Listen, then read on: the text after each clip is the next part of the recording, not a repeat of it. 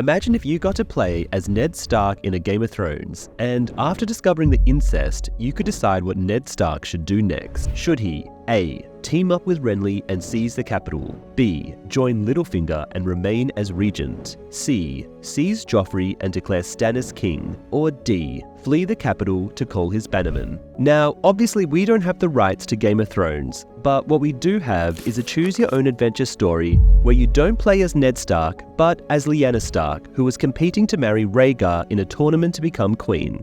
So, what if in Game of Thrones, Rhaegar Targaryen, the most handsome man in Westeros and future king, was allowed to choose his wife from the most powerful and beautiful women of Westeros. Each kingdom would send one woman to compete for his affection, and he would choose who he wants to marry. The Westerlands would send a young Cersei Lannister.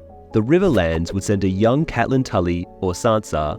Dorne would send Elia Martell. The North would send Lyanna Stark. The Reach would send Lynesse Hightower, who would just be a Margaery Tyrell clone.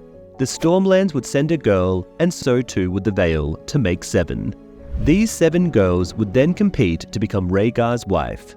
So it's kind of like Game of Thrones meet the Hunger Games. 9 women, 1 crown. You will play as Cara, one of the 9 girls competing to become queen.